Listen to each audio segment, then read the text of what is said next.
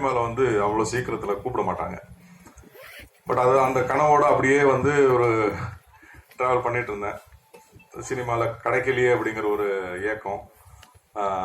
ரொம்ப நாள் வந்து அப்படி அந்த ஏக்கத்தோடையே வந்து டிவியில் ட்ராவல் பண்ணிட்டு இருந்தேன். நான் ஜஸ்ட் எக்ஸிஸ்டிங் இருந்தேன். இண்டஸ்ட்ரியில் நானும் ஒரு நடிகனா இருந்தேன். பட் என்னோட கனவுகள் வந்து எதுவுமே நான் நினைச்ச மாதிரி நடக்கலை.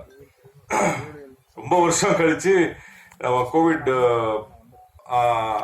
ஆரம்பிச்சு ஃபர்ஸ்ட் லாக்டவுன் எல்லாம் முடிஞ்சு ஃபர்ஸ்ட் லாக்டவுன் முடிஞ்சதுக்கப்புறம் பார்த்தா திடீர்னு வந்து வெற்றிமாறன் கிட்ட இருந்து ஒரு கால் வந்து விடுதலையில் ஒரு ரோல் அப்படின்னு கூப்பிட்டாரு.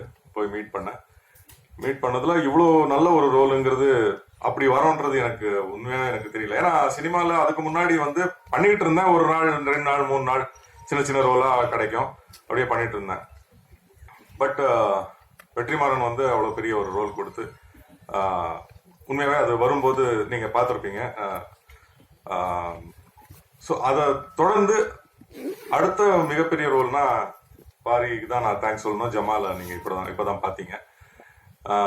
இந்த மாதிரி ஒரு ரோல், அதாவது கிட்டத்தட்ட I mean it is author back ரோல்னே சொல்லலாம். எனக்காகவே எழுதின மாதிரி எனக்கு ஃபீல் ஆகுது. But thank you Pari.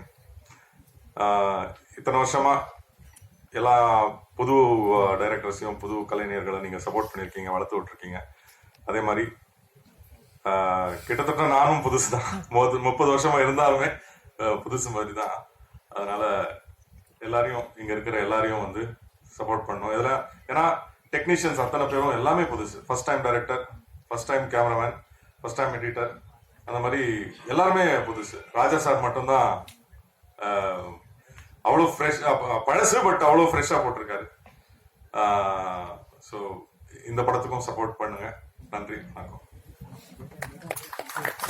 இந்த வீடியோ உங்களுக்கு பிடிச்சிருந்தா லைக் பண்ணுங்க, ஷேர் பண்ணுங்க, கமெண்ட் பண்ணுங்க, சப்ஸ்கிரைப் பண்ணுங்க, மறக்காம பெல் ஐகானை கிளிக் பண்ணுங்க.